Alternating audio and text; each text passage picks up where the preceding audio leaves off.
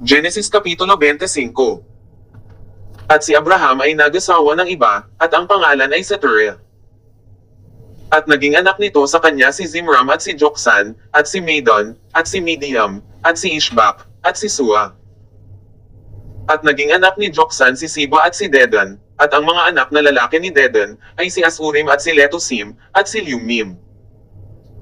At ang mga anak ni Midian, si Efa at si Efer, at si Enek, at si Abida, at si Elda, lahat ng ito ay mga anak ni Seturia.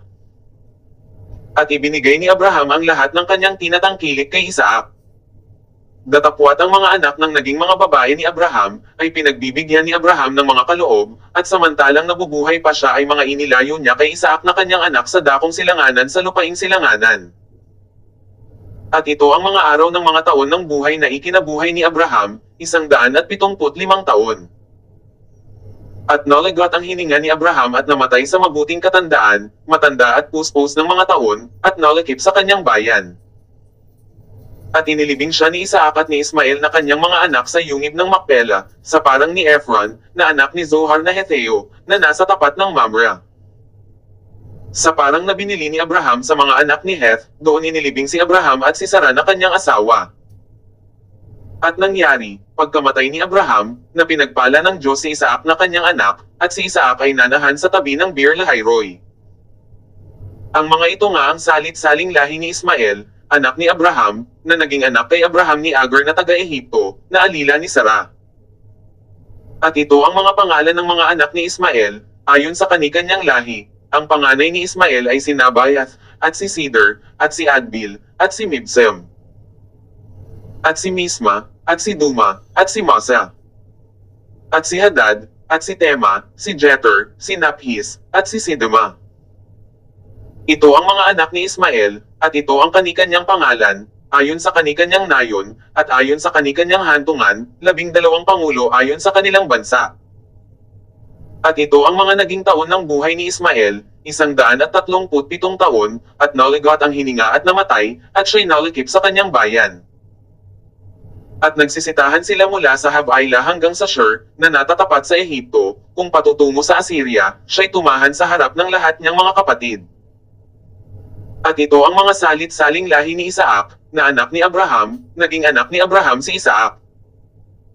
At si Isaac ay may 40 taon, nang siya'y mag-asawa kay Rebecca, na anak ni Bethuel na taga-Syria sa Padan Aram, kapatid na babae ni Laban na taga-Syria.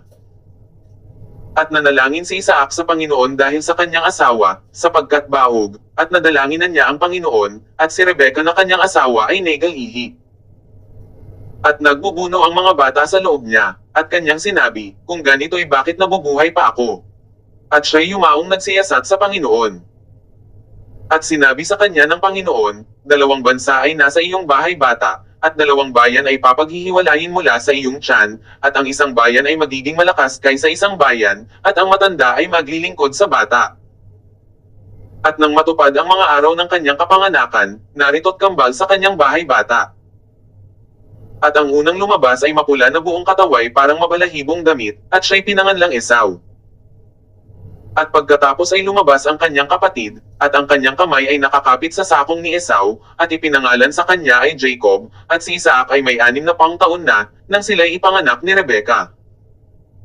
At nagsilaki ang mga bata, at si Esau ay naging maliksi sa pangangaso, lalaki sa parang, at si Jacob ay lalaking tahimik, na tumatahan sa mga tolda. Minamahal nga ni Isaac si Esau, sapagkat kumakain ng kanyang pinangangasuhan, at minamahal ni Rebecca si Jacob. At nagluto si Jacob ng lutuin, at dumating si Esau na galing sa parang, at siya'y nanglalambot. At sinabi ni Esau kay Jacob, ipinamamanhik ko sa iyo na papanin mo ako niyaong mapulang lutuin, sapagkat ako'y nanglalambot, kaya't tinawag ang pangalan niya na Edom. At sinabi ni Jacob, ipagbili mo muna sa akin ang iyong pagkapanganay. At sinabi ni Esau, narito, ako'y namamatay, at saan ko mapapakinabangan ang pagkapanganay? At sinabi ni Jacob, isumpa mo muna sa akin, at isinumpa niya sa kanya, at kanyang ipinagbili ang kanyang pagkapanganay kay Jacob. At binigyan ni Jacob si Esau ng tinapay at nilutong lentehas, at siya'y kumain, at uminom, at bumangon at yumaon, gayon ni walang halaga ni Esau ang kanyang pagkapanganay. Genesis Kapitulo 26. At nagkagutom sa lupain, bukod sa unang pagkakagutom na nangyari ng mga araw ni Abraham, at naparoon si Isaac kay Abimelech, na hari ng mga Filisteo sa Gerar. At napakita ang Panginoon sa kanya, at nagsabi, huwag kang bumaba sa Ehipto, matira ka sa lupaing aking sasabihin sa iyo.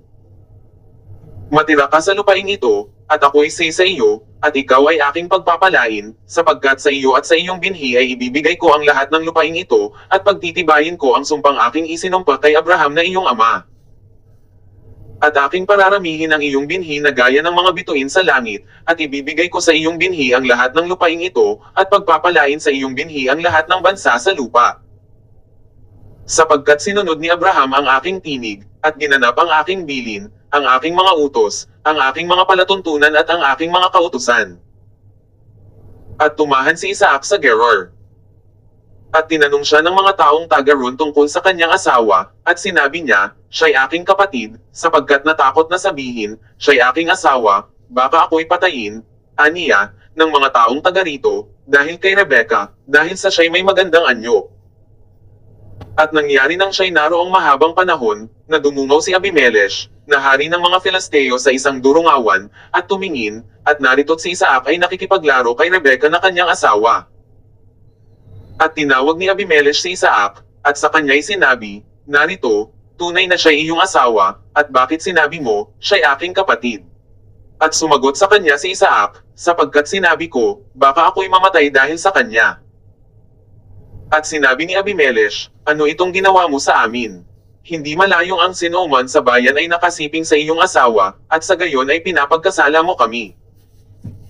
At ibinili ni Abimelech sa buong bayan, na sinabi, ang gumalaw sa lalaking ito o sa kanyang asawa ay tunay na papatayin. At si Isaac ay naghasik sa lupaing yaon, at umani siya ng taong yaon, ng tig-100 at pinagpala siya ng Panginoon. At naging dakila ang lalaki at lalo't lalong naging dakila hanggang sa naging totoong dakila. At siya'y may tinatangkilik na mga kawan, at mga tinatangkilik na mga bakahan, at malaking sangbahayan, at tinainggitan siya ng mga Filisteo. Lahat ng mga balon ng hinukay ng mga bataan ng kanyang ama, ng mga kaarawan ni Abraham na kanyang ama, ay pinagtabunan ng mga Filisteo, na mga pinuno ng lupa. At sinabi ni Abimelech kay Isaac, humiwalay ka sa amin, sapagkat ikaw ay makapupong matibay kaysa amin. At umalis si Isaac doon, at humantong sa libis ng Gerar, at tumahan doon. At muling hinukay ni Isaac ang mga balon ng tubig na kanilang hinukay ng mga kaarawan ni Abraham na kanyang ama, sapagkat pinagtabunan ng mga Filisteo, pagkamatay ni Abraham, at kanyang mga pinanganlan ng ayon sa mga pangalang inilagay ng kanyang ama. At hamukay sa libis ang mga bataan ni Isaac, at nangakasumpong doon ng isang balon ng tubig na bumubukal. At nakipagtalo ang mga pastor ni Gerar sa mga pastor ni Isaac, na sinasabi, amin ang tubig, at kanyang tinawag ang pangalan ng balon, na Isek, sapagkat ipinakipagkaalat sa kanya. At sila'y hamukay ng ibang balon, at kanilang pinagtalunan din, at kanyang tinawag ang pangalan na Sitna. At bumunot siya roon, at hamukay ng ibang balon, at hindi nila pinagtalunan, at kanyang tinawag ang pangalan na Rehoboth, at kanyang sinabi, sapagkat ngayoy binigyan tayo ng Panginoon ng kaluwagan, at lalago tayo sa lupain. At mula roon ay umahan siya sa Beersheba.